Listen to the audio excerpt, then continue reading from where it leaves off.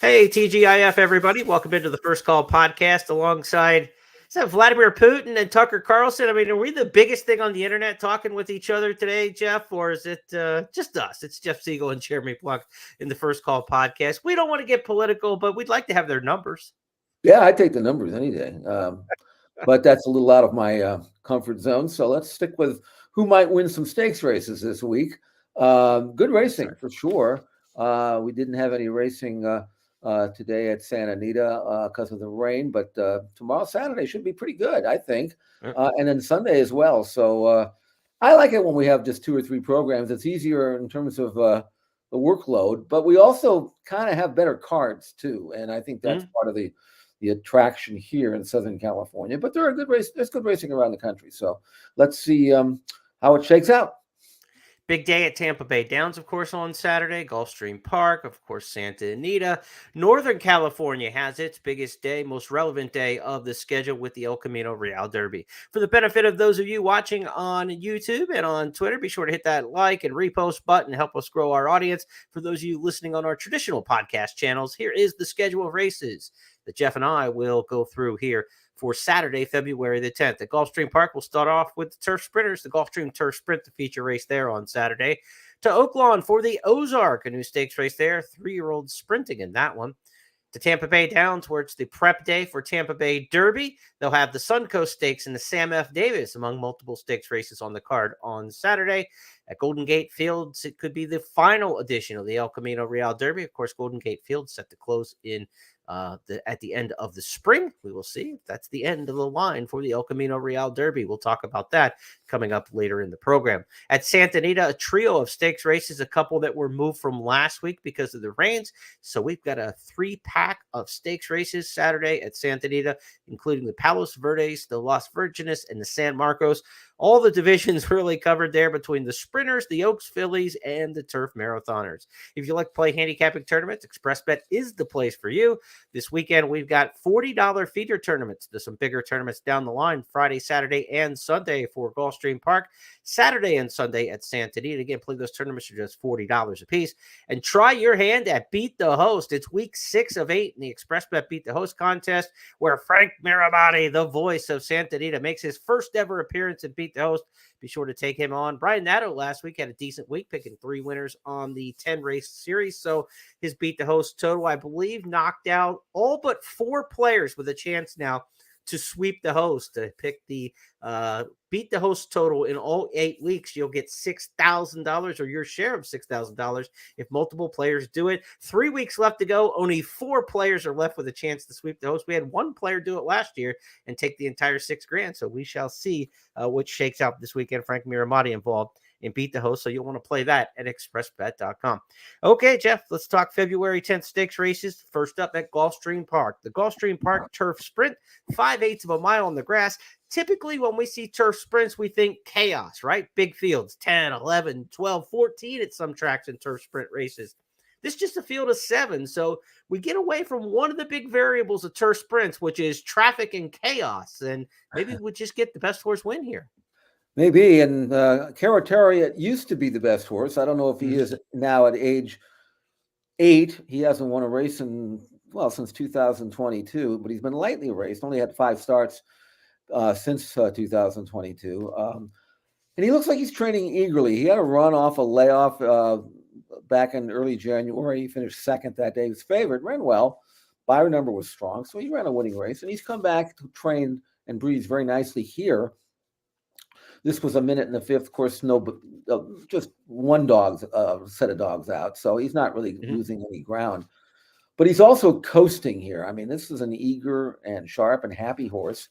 And after coming off a good effort in his comeback for Brian Lynch, I expect him to step forward. And it's pretty hard to ignore his form, his race record at Gulfstream Park on grass.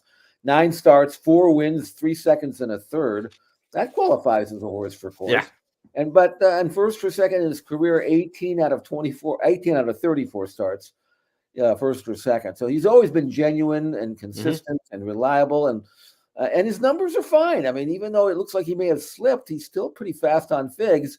Right. And with that bullet work, I expect him to bounce back. And from that 7 hole, he should be able to draft in and get a good stalking trip. He's not one of these necessarily gun to the front Mhm. each time, although he can win that way. But he'll get a good stalking trip and should have no excuses. Second beat and a half length in this race last year. And if you look at the running lines left to right in that race, third about 2 lengths back, inch closer, inch closer, inch closer. That looks like the kind of trip he's going to get in this race because there are 2 absolute blue ribbon speedballs in this race. Mhm. I was going through the past performances. Number 3, that's right. 9 of the last 10 starts has made the lead at the first call. The consistent braking of that horse is phenomenal for a turf sprinter, but it's nothing compared to Eamon.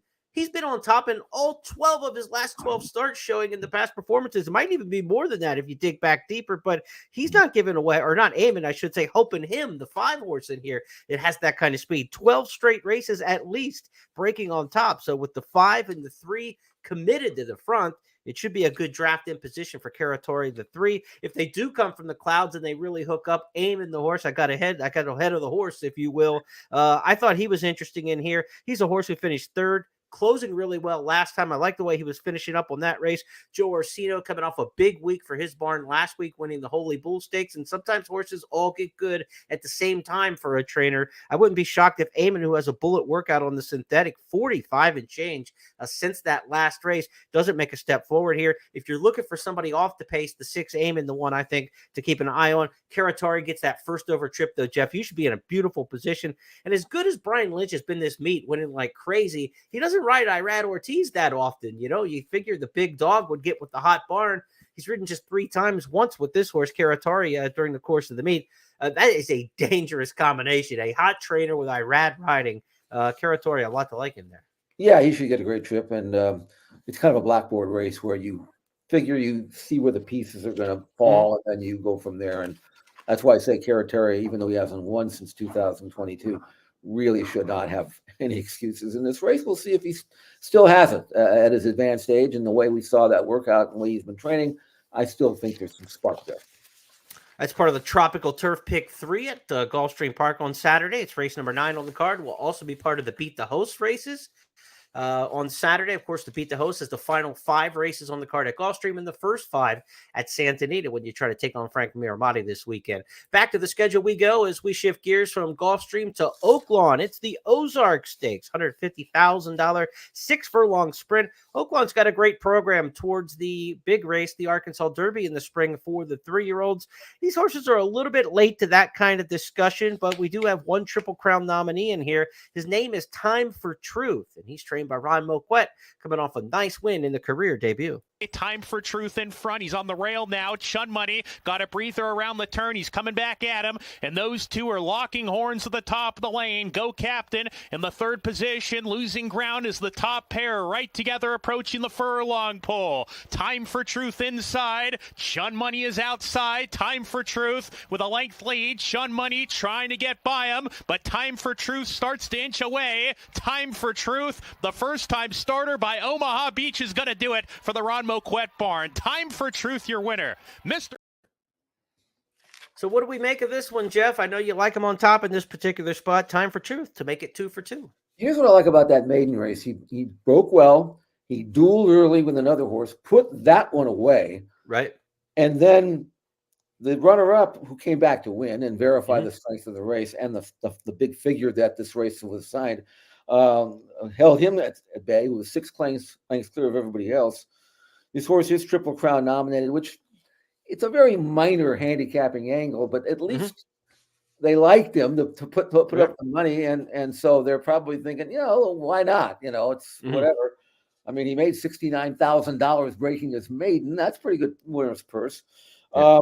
But I like the fact that there is the speed on the outside of him really isn't that quick. So I think he's going to get a good pace pressing trip and then go on. I mean, earn an 89 buyer number. That's tops in the field. That doesn't always get repeated when you move up in class and face additional pace pressure. But Time for Truth showed me that he could take it. The thing about him is they only gave $47,000 for him in the 2-year-old in training sale, which is nothing for an Omaha Beach. So he may have some issues that I'm not aware of. Maybe he's not particularly correct up front. Maybe he's got something that showed up in the x-rays. I don't know. But he sure ran well. I can tell you that. They put him away. They brought him back, 7-8 months later after he was sold. And I think they got a nice colt. I don't see any reason why he can't come back and do it again. Yeah, the horse who was second him, as you mentioned, came back and won. That was last Saturday, named Mr. Phillip. He was bet hard on the board for Robertino Diodoro and looked good in winning a maiden special last week at Oaklawn. So, yeah, good company lines there. How about American Rascal? This horse, when he won his debut at Keeneland back last April, had the internet broken half over how great he was going to be. I mean, he's by Curlin out of Lady Aurelia. The sky was the limit, and then it all came crashing down with the trip to Royal Ascot, and he just hasn't really been the same since. He won a small stakes as he should have at Zia Park, but coming off a second in the Sugar Bowl, what do we make of American Rascal? Obviously, the pedigree is as blue as it gets. Maybe worth more as a stallion than as a racehorse at this point. What can we do with American Rascal? I don't think he's one that wants to take pressure. Even his Zia race, in watching that, I mean, he really didn't meet anybody. He didn't even. I mean, he looked okay, but he wasn't like anything that was like, wow. The 76 buyer number that he earned isn't going to win a race like this. And he comes back and gets beat as the favorite behind Legalize, who, if I'm not mistaken, disappointed out of that race. So I'm going to pass on him. And if he if he improves enough to win, then good for him. I remember liking him at Royal Ascot. I figured this horse is going to win at Royal Ascot. And he didn't get much play that day, and he just kind of waved the white flag under pressure. So to me, I mean, American Rascal is speedy, but I don't know how much heart he's got. Yeah, we will find out. Time for truth. Jeff's top picking here. One of those horses training at Oaklawn. As we get a little bit further away from January and deeper into February, those 11 lost days of training in January will be less important. But again, we keep seeing at Oaklawn a lot of these horses that are shipping in from out of town having success. So might we look at some horses from off the grounds who might come in with a little bit of an advantage? American Rascal does come from Fairgrounds, so that could be a help. Vitamin is a horse who also comes in from Fairgrounds for Eddie Keneally, who I think is interesting with a big 47 and change work since a nice comeback victory going turf to dirt. I think that horse will be fit. A lot of times, even off the turf sprint, horses get fit coming off the turf races back to the dirt, and some good work since. So Vitamin might be one to watch in there. And of course, Valentine Candy, where's his form going to be? Because he was the king of the Oaklawn sprints in this age division in the fall and into the winter, winning the Advent and the Renaissance Stakes in December. But again, he was locally based and missed a lot of that training time where Steve Asmussen was, really point blank about it with horses in his barn that really didn't get to do a lot of work during the course of that shutdown. So where is Valentine Candy in his form cycle? Might he need a race off of that kind of layoff? Interesting times at Oaklawn as these horses get back into regular, serious regimen of training, and we should see their form improve, the locally based horses, the further we get away from that. Let's go next to Tampa Bay Downs on Saturday, where they've got a handful of stakes races. They ran their turf stakes races last weekend, so everything on the main track amongst the stakes races on Saturday. Jeff and I are going to handicap two of those, the Suncoast and the Sam F. Davis. These are Oaks and Derby type preps, if you will. The Suncoast Stakes for the 3-year-old fillies, $150,000 prep towards the Florida Oaks, 1 mile and 40 yards on the main track. Jeff, how do you see this one shaking out in the Suncoast? Actually surprised a little bit to see Life Talk in the race. Of course, this is a filly who was third in the Frisette, so she's grade 1 place, respectable fourth in the Breeders' Cup Juvenile Fillies. Then she won the Demoiselle easily. Right. She shows up here in a listed stakes. It might be just one of these, hey, she's ready to run type of things. And I know, it's good money down there or up there, wherever they're coming from. And over there from over there, yeah. So why not just tick her over with this easy race? You can see her here breezing on the outside, and this work January 19th, which was, I guess, not being persevered with in any way. I mean, she looks eager, doesn't she? I mean, she wants to do it, not being asked to do much, just kind of keeping fit. And I don't think she's 100% cranked up for her first start since the first couple of days of December, but it's there. It's on the calendar. She needs to run. She has no conditions. You either run her in a race like this or you don't run her. So I'd imagine her class will carry her through. A Daughter of Gun Runner, Life Talk. And, she's galloping out here. Good. I mean, it says a 150 and 2, but she's clearly getting much more work than that. You can see her gallop all the way out to the 3/4 pole. So it's almost a 3/4 breeze, and did it in company and did it nicely. So I don't see any reason why Life Talk shouldn't pick up where she left off. Yeah, we talked about this a few times in different podcasts, but the strength of the 2-year-old filly division last year was clearly in New York with Just Oh FYI yeah, and the others. yeah. And Life Talk just went through the entire gauntlet from Saratoga to Aqueduct and then out to Santa Anita, and then back to Aqueduct for the Demoiselle. I mean, she kind of danced all the dances, ran against Just FYI twice, got beat 3 out of 4 lengths in the 2 starts against the champ. So the Naira circuit was so good last year with the 2-year-olds. Irad Ortiz didn't make the trip over. He's ridden this filly. He stays and rides at Gulfstream on Saturday. I find that interesting because there's another situation in the Tampa Bay Derby. Jose Ortiz takes the mounts here, but no Irad heading out of town on Saturday to Tampa when he obviously was ridden this filly in all 5 of her career starts. Some big name players in here, just a field of 6. 5 of these horses come off victories last time out for the Suncoast Contenders, and most of them in blowout margins. So how do you evaluate those? One that I really liked is Power Squeeze. Won the cash run by 5 last time, but it's the race 2 starts back going 2 turns that kind of is more like this race at Delaware Park that was impressive. It was just a maiden race, but when they went 49 and 115, you don't expect the horse to come from far off the pace and draw off and win easy like this one did by 4.5. That was a tip that Jorge Delgado had one who's running really well. Now, second off the layoff from that October to January run and the cash run stakes, won that easy at Gulfstream last time, 1-turn mile. Second off the layoff, 1-turn to 2-turn on the stretch out. I really like the form cycle that we're talking about with Power Squeeze and a good draw in the 2-hole. Nobody's going to get a bad trip in here with a field of 6 going to mile 40, but you see, certainly get to save all the ground. They're going to make one run with Power Squeeze and see if that one can't pick up some pieces. But an interesting group. You got horses that won by 6 last time, 5, 5.5, 3.5, 2. I mean, everybody but Gorgeous Girl, who only got beat 3/4 of a length when running second in the Gasparilla. Every other one of these 6 runners won last time out, and they all won convincingly with no need for the photo finish camera. That's a look at the Suncoast Stakes, prep for the Florida Oaks, and maybe down the line towards the Kentucky Oaks. Kentucky Derby preps are the ones that get all the attention, though, and that's what we've got next up at Tampa on the 10th race on the card, the Sam F. Davis Stakes, Grade 3 race here, named for the former founder and president of the Tampa Bay Downs. It was Florida Downs back in the day. Sam F. Davis was running the show there. Sam F. Davis Stakes, the prep for the Tampa Bay Derby, 1.16 miles on the main track. This is one where the prep is the same distance as the destination race, Tampa Bay Derby, also at 1.16 miles. This race traditionally doesn't come up nearly as strong as the Tampa Bay Derby will in about a month's time. Change of command, one of the horses in here is going to garner a lot of attention off a trouble trip victory and a strong performance last time out. He will add blinkers for trainer Shug McGahee. He's the son of Into Mischief, $1 million purchase. It took him a while to kind of get through the hump. And once he broke out in that Gulfstream maiden race on December 17th, he's really on the ascending rise. But how good is change of command? We're going to find out a bit on Saturday against 11 other contenders, Jeff. And this is kind of an eclectic mix, right? We've got some turfers in this. We've got some locals. We've got sprinters stretching out. Where does it all where does the rubber meet the road and where do they mesh here? I mean, what's going to rule the day in a race that's really got a lot of different ways to look at it? And I went through this race top and bottom about 5 times trying to latch on to something that I really liked.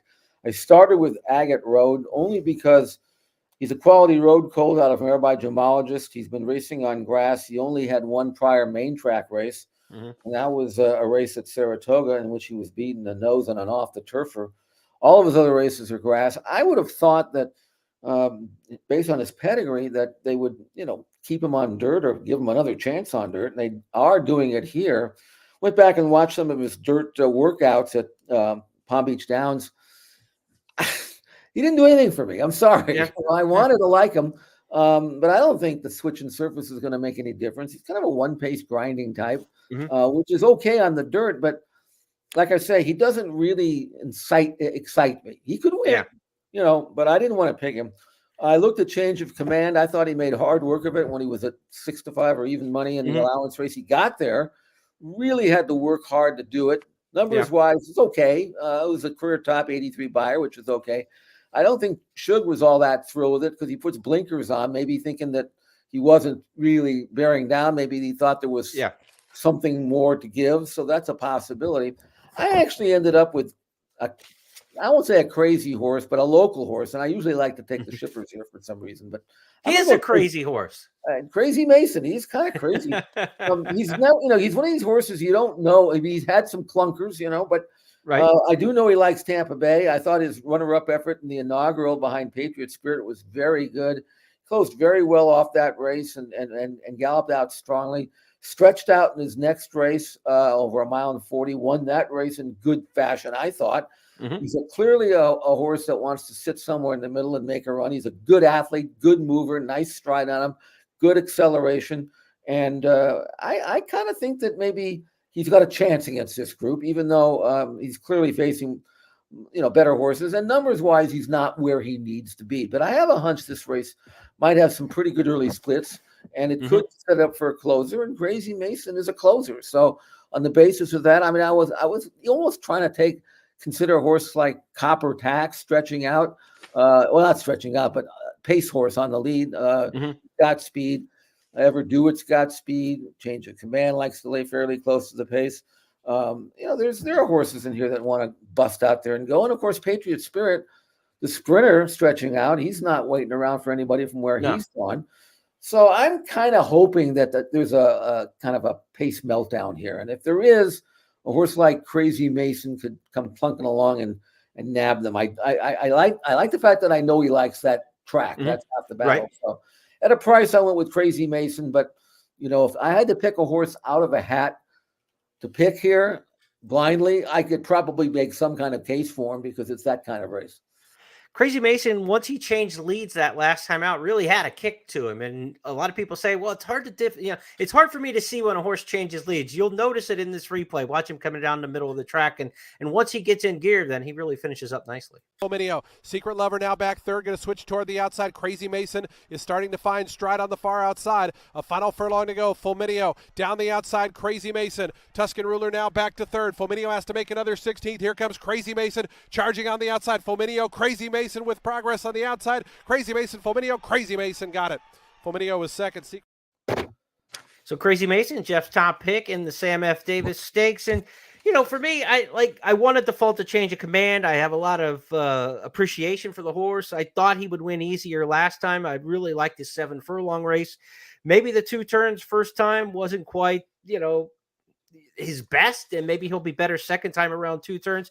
Jose Ortiz has been riding this horse, and he rides a lot for Shug. He ends up on Agate Road for Pletcher, who had been ridden by Irad in all this start. So Irad's not coming over to ride either of the Pletchers. He's staying to ride at Gulfstream. Just I can't figure the jocks quite out on this. And, of course, Shug last week was the one, or 2 weeks ago on Pegasus Days, the one who put Gaff Leone up on interpretation or integration, his big turf horse, and caused all the hubbub. So Gaff Leone ends up on Change of Command. Jose Ortiz is now on the Pletcher horse, Agate Road. Yeah. I can't figure out where the saddles stop in this one. Yeah, well, it might be a situation, I'm just guessing here, where Shug figures he's not going to be able to get Jose Ortiz. And so I says, look, I'm out of conditions now, so I'm going to have to run him in stakes. There might be a conflict. Tyler's open. So we'll see, maybe we'll try him and maybe he'll stick with him, because I don't know if Shug or Jose Ortiz think that Change of Command is the kind of horse that they're going to stay with. When right. As you say, when the rubber meets the road and there are other options, why don't you give Tyler a chance and maybe he'll stick with them. So you don't know what the background is sometimes. I'm going to assume that that'll take care of itself, but really this is a messy race, and it's messy to begin with Tampa Bay, because you never know what's going to happen there. But now, if this race were on a track in which every horse had a prior run at Tampa Bay, it still would be hard. But as you pointed out, there are horses coming from everywhere. So I don't know what to make of it, but I'm just taking a shot and hoping for a fast pace and a deep close.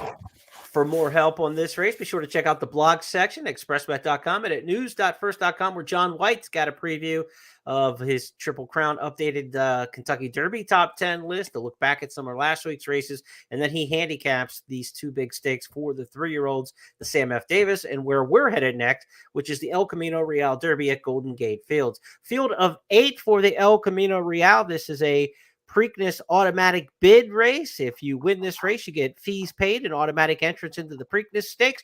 A couple years ago, Ron Bauer won this race, went on to win the Preakness. We saw last year that the winner of this race went on to the Preakness Stakes. So 2 of the last 3 years, they've accepted that invite and ended up in the middle jewel of the Triple Crown. Could we see it again? And could we see a repeat of history? Because Michael McCarthy's back. He trained Ron Bauer to win this race, Jeff, and he's got Endlessly in this spot. What do you make of the potential solid favorite in here? I'm not really sure why this didn't draw a better group of horses. I know that, Baffert doesn't send many up there.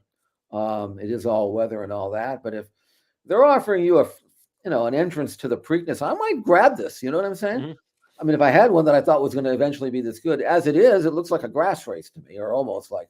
Yeah, it does. Endlessly won his first 3 starts. I like the way he did it. He was 5-1 in the Breeders' Cup Juvenile Turf. Just wasn't quite that good, but the number was solid. So it wasn't like he regressed as much as he just got outfooted. But now he's back against horses he really should beat. And if he does translate his grass form to the Tapeta, there really isn't any reason, especially going a mile and 1/8, which I think he's going to like, that he shouldn't get back on board here. His win in the Zuma Beach, I thought, was visually very pleasing to me. And I didn't really think he was quite good enough to win on Breeders' Cup Day, but he didn't run bad. So I think he can bounce back with this group. You got some locals here that know the track and have run well on the track, but are basically slow on figs. So I can't use them. And then a couple of other horses from Santa Anita, Tapalo for John Sadler, who may try to make the running here, and a guy named Joe, who's coming off a maiden win from grass, but looks like a horse that will really like a mile and 1/8. You could throw them in there somewhere, but I think Endlessly will find a way to win. Let's take a look at that Zuma Beach victory for Endlessly, ridden that day by Juan Hernandez. He'll pick up Umberto Rispoli this weekend. Set down. Grand Mo the first with an eye-catching bid. Endlessly is coming through along the inside. They're a furlong from the finish. Ngannou, here's Endlessly lengthening stride. Grand Mo the first, Ace of Clubs and Formidable Man. And now Endlessly runs by Ngannou, and it's going to be Endlessly. Another stellar performance from him. Endlessly has won the Zuma Beach. A lot of talk about the Californians coming north. The horse certainly defending the home course there would be Wild Jewels, 3 for 3 over the track, including 2 stakes wins, the Golden Nugget and the Gold Rush. He's by Tamarando, a horse who won the El Camino Real Derby. So like father, like son, perhaps Wild Jewels with Frank Alvarado aboard, the tops amongst the locals in Saturday's feature at Golden Gate Fields, that being the El Camino Real Derby. We've got a great promo if you're betting Golden Gate on Saturday. Play it with First Bet and Express Bet, because if you bet $100 on the card, you get 20 back. So bet 100, get 20 throughout the card. Make sure you register for those promotions and play them through Express Bet and First Bet. That's a great promo coming up on Saturday. That does not include the Golden Hour wager. So your $100 wagers are on the Golden Gate proper wagers. So bet $100 on the card there, get the $20 back. There still will be Golden Hour daily doubles and Golden Hour pick fours, but again, they are not involved in the promo. So we go from Golden Gate Fields and the 3-year-old talk to our next stakes to handicap on the Saturday program around the country. And it's at Santa Anita, where 3 graded stakes races are hopefully under dry skies after the rain there in Southern California this weekend. It's supposed to be dry with temps in the 60s. Should be a beautiful day for racing on Saturday at Santa Anita. We're going to start off in race number 2 with the Palos Verdes Stakes, Jeff. We've got a field of 5 in here. Bob Baffert's got Hopkins. There's Big City Lights. This seems to be a race that's one of those 2. Yeah, Hopkins won this race last year, but he was in form then. Now he comes off a long layoff where he ran 4th, beating the length in the Golden Shaheen. And he ran here last month. And you talk about being rusty, which I had a hunch he would be. He looks like a horse that wants to be raced into shape. He's lightly raced. He's now 6 years old. And I really think that he needed his comeback allowance race back on January 19th, a race in which he was 4-5, but got beat that day by C Through It, who's in here as well. So I expect Hopkins to step forward big time. But having said that, Big City Lights simply is faster on numbers. And I think Big City Lights, who's had some issues in his own right, he's 5 years of age with only 8 starts, but he came back and ran very well when he beat Newgate. Nothing wrong with that race at all. 98 Buyer number is probably going to win this race. In fact, last year when Hopkins was at his best and won this race, he earned a 97. So there's not that much left, not much difference. But I just think Big City Lights, I mean, you take away the Chosen Vron and he's undefeated. So a lot of horses would lose every race if they ran against the Chosen Vron. That's the only horse that ever beat this horse. So, and he's not in here. So I like Big City Lights to beat Hopkins in a race in which I have a hunch that these 2 horses are going to hook up again down the road somewhere. Big City Lights, like you mentioned, has one of the most unique past performance sets you'll see. 8 starts, 4 wins, 4 seconds, all 4 seconds to the Chosen Vron. They're like two people who dated too long. Like, I just got to get away from you. And when I get away from you, everything will be all right. And even going against Hopkins, Big City Lights will be happy that he doesn't look over and see the Chosen Vron. Let's look at him last time. Big City Lights getting away from the Chosen Vron and getting to the winner's circle in the Lounge Company. With it. More tequila's been softened up. Newgate swings into action, and Sir Atticus is finding his best stride with a furlong to go. Big City Lights. Newgate on the outside, and escape route in between them. It's Big City Lights with a 2-length lead. Newgate chasing fast now. Big City Lights, Newgate. Big City Lights holds on. A half length to Newgate. That was just one of the wins at the meet for Richard Mandelo's barn that's clicking at 38% for the season, having a flashback kind of season at Santa Anita here during the classic meet. And Mandela, Jeff, is set up to potentially sweep all 3 of these stakes races on Saturday. If he gets Big City Lights home, he's got a head-to-head matchup in the Las Virgenes next, and it's race number 5 where we're going to go, where Baffert's got Kinza in there coming off a dominating debut win, and then you got Copian, who just looked fantastic last time out.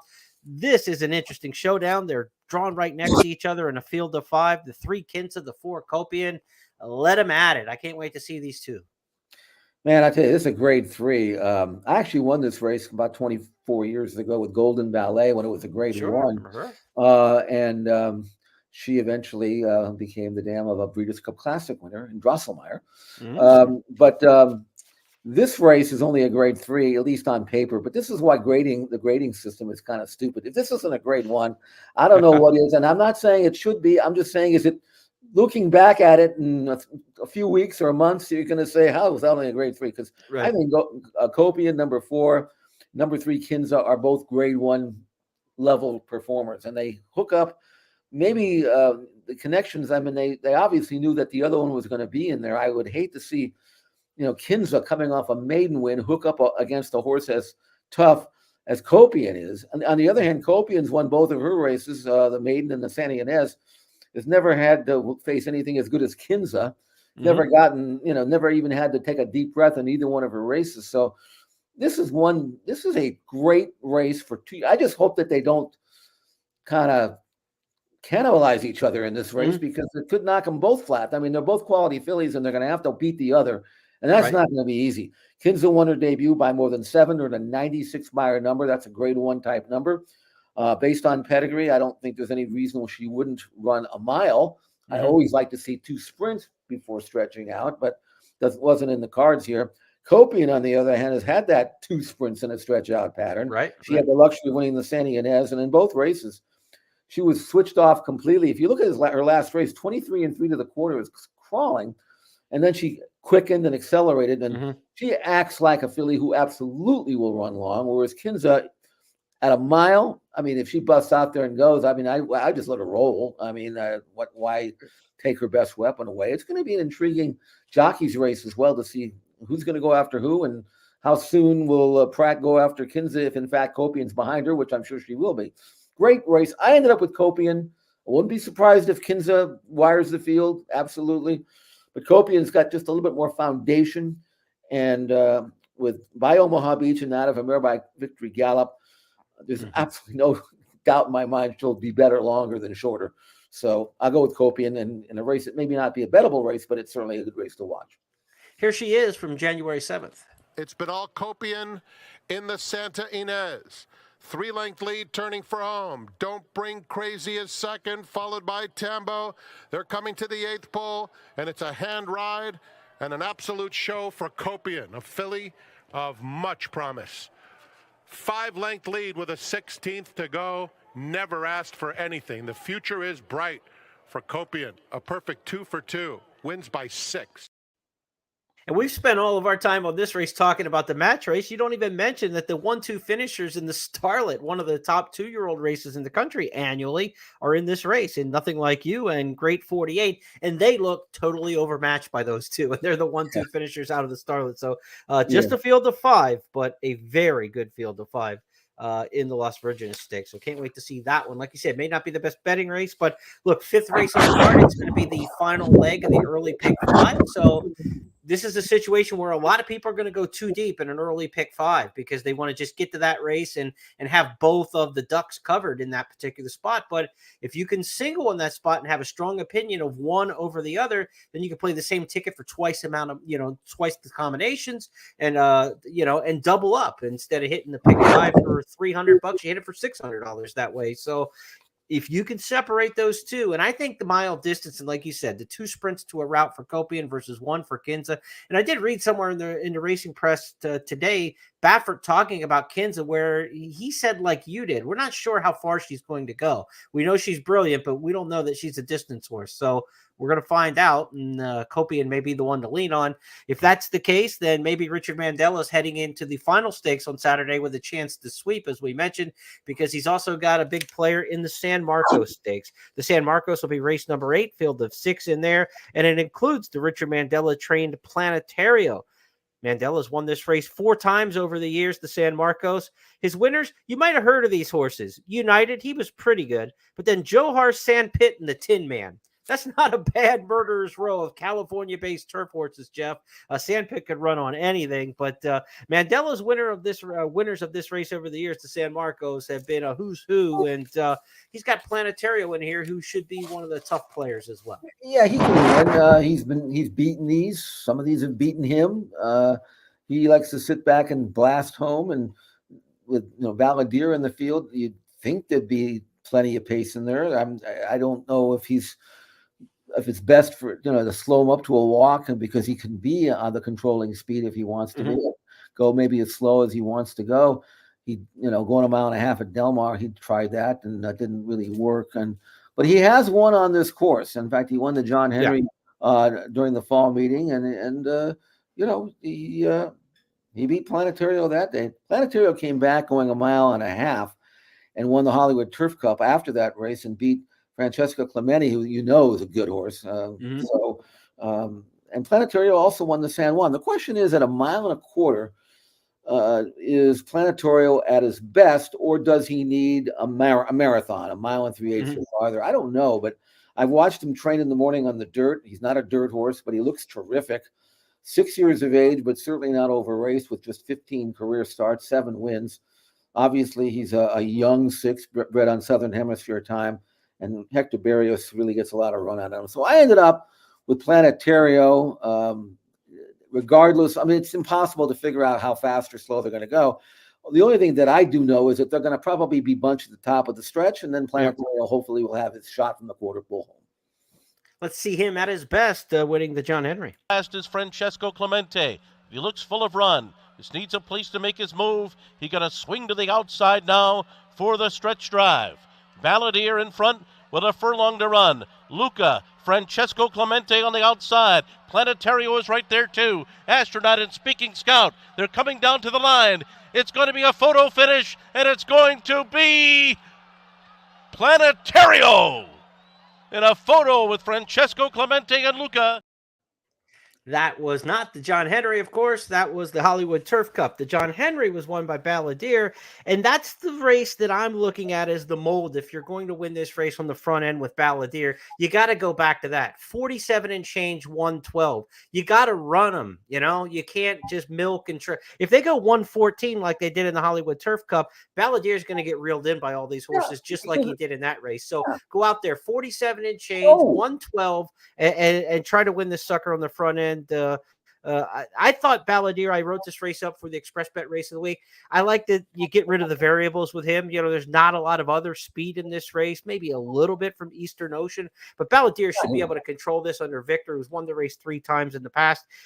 With no variables in consideration, it's just Victor against the clock in my mind. And if he does the right thing and tries to run him off his feet, I think he's got a chance to win it as maybe the 3rd, 4th wagering choice in the race. And that would be, a very fair price. You have a horse like that if you slow it up too much and reduce it to a quarter of a mile sprint, and the other horses are behind you with all the momentum, they're going to probably gobble you up. But if you let them run, then the closers have to work a little harder to get to where they need to be, and sometimes they don't finish as well. Right. And it's a concept that some jockeys don't get. Unfortunately, I know Victor does. Why don't they listen to us? Right. And Victor, I mean, he knows that at a mile and a quarter on this course, if you go 47-2, that's probably, it's not too slow. Right. It's not too fast. It's just about right. So if you have a clock in your head, when you go past that first half mile, Victor, think about 47-2, thereabouts. No slower, no faster. Just try to hit that mark. And then if you do that, you got a chance to duplicate the win in the John Henry. Sign up for the Express Bet Race of the Week in the newsletter. You can get the email newsletter sent to your inbox each and every week. Go to expressbet.com or news.first.com and get on the email list for our race of the week. Now, on Saturday, that San Marcos Stakes will be part of the Turf Pick 3, so be sure to check that out at Santa Anita as well. And Saturday at Santa Anita, we're going to have a big day of racing with those 3 graded stakes races. So check out all the action. Get Jeff's full card blog at expressbet.com and at news.first.com, where he'll tell you everything you need to know for Santa Anita each and every racing day. So our big promotions this weekend: the Coast to Coast Pick 5 on Saturday and Sunday. You get 10 times Express Bet and First Bet wager rewards points when you bet that wager with us. Here are the races for the Coast to Coast Pick 5 on Saturday. We've got those announced. Races 9 and 11 from Gulfstream Park. Santa Anita will be races 3, 6, and 7. So that is your Coast to Coast Pick 5 set up for Saturday. We want to remind you, Sunday is that big game they're going to be playing. I think the Chiefs are playing someone on Sunday in the big game, and so we're going to see whether you like Kansas City or you like San Francisco. You'll want to get your racing action in earlier. There are some updated post times for what you're used to seeing on Sundays as tracks try to complete their racing schedule before the Super Bowl on Sunday. So here is the big game Sunday racing schedule. Be sure to check out the beginning times for each of your favorite tracks. Aqueduct getting started before noon, in fact, on Sunday. Jeff's going to be a fun weekend. I guess I'll have to get a Super Bowl pick from you here. Are we going San Fran and the NFC, or are we going with the AFC and the Chiefs, who seem to be in it every year? Yeah, I want to go with, I won a couple of years ago with my team. There's my flag up there. Yeah, you got the Rams champions right there. Yes. So, and we were better last year than I thought we would be. So, when it gets to these, honestly, Jeremy, I know that you probably feel kind of like the same with Oklahoma, but when your team is not playing, you either don't care or you root against the team you don't like the most, right? Right. That's pretty much it. That's the way to do it. So my team's not in. I don't dislike the Chiefs. I mean, and I don't dislike the 49ers. So I'm going to watch the game and try not to fall asleep on the couch in the third quarter. But if I had to pick one, I'd probably pick Kansas City, because you're right. They always win. Yeah, Chiefs are tough. Chiefs are tough. I'd say I'm going to lean that direction. Just the experience of being there in the past, I'll lean to Kansas City, but I am the worst sports handicapper there is out there. No, Sunday, I am the worst. I'm the worst. I don't care how bad you are. You're not as bad as me. On Sunday before the Super Bowl, though, I want you to check out race number 6 at Santa Anita. It's a 3-year-old allowance race where May Moon comes back. He was so fabulous in winning his debut about 3 weeks ago at Santa Anita. He's going to stretch out from the sprint to the route, go a mile in allowance company. Race number 6 at Santa Anita. And you say, Super Bowl Sunday, the horse will be buried. Nobody will know about him. The greatest Super Bowl Sunday winner that I can remember in my lifetime, Curlin in 2007. He won. The Super Bowl was in Miami that year. He won on Super Bowl Sunday for Helen Pitts. He would soon be co-purchased and moved to Steve Asmussen, go on to win a couple big races at Oaklawn on the trail, 3rd in the Derby. And then, of course, Curlin winning the Preakness and going on to win the Breeders' Cup Classic and one of the all-time greats. So it's not too late. Curlin's debut came Super Bowl Sunday back in 2007. I think it was a week sooner on the calendar than this year's Super Bowl. But we could see another good one, May Moon, in action on Sunday, Jeff. I know you'll have an eye on him. Do you know that in 1960, what was it years? Well, the answer is already no. When you say, did you know in 1960? No. I'm just remembering when I was in high school, the Super Bowl was played at the Coliseum. I could have gone for like $10. Right. It wasn't called the Super Bowl. But I think it was in 67. But I went to the library to study on that Sunday which shocked the heck out of me for high school. That was your first mistake. Yeah, no, because I never go into the library. My library was where my room with my daily racing forms. But I had such little interest in it at the time. Not that I wasn't a football fan. I was. But I just, my team wasn't playing, so I didn't care. I didn't like the Packers. I didn't like the Chiefs or whatever. But that's the first and main Super Bowl that I remember, the one that I didn't bother to watch. I can tell you this: you're never going to hear a story from me that starts with "I was at the library," but right. I don't have an "I was at the library" story. Right. Well, that's the only one. The only one. We got one between us on the over/under on library. Now I don't know what was I thinking. Should be a fun Sunday, of course, with the game and all the racing moving up earlier in the day. Great weekend of racing. Salute to the folks who work at Golden Gate Fields, right? There are a lot of people who poured their heart and soul into that plant over the years, and it's the last El Camino Real Derby, the way it looks at this point, for all intents and purposes, at Golden Gate Fields proper. So enjoy it for the folks who work there, soak it in, and get one last big run. Of course, there'll still be some more races throughout the course of the meet at Golden Gate through, I believe, the end of May and the beginning of June. But this is a big race. It's had a lot of history. Tabasco Cat, some big horses through there over the years. Charismatic, and Ron Bauer in more recent years.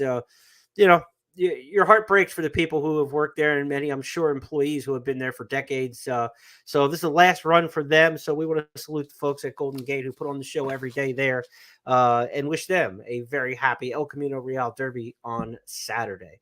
Okay, we'll be back on Tuesday to wrap up not only the El Camino Real Derby, but the Sam F. Davis and all the news that goes on in horse racing on our podcast. It's official every Tuesday. Be sure to check that out. On behalf of my partner, Jeff Siegel, and everybody across First Technologies, I'm Jeremy Plonk. Have a great Super Bowl weekend. Enjoy the game.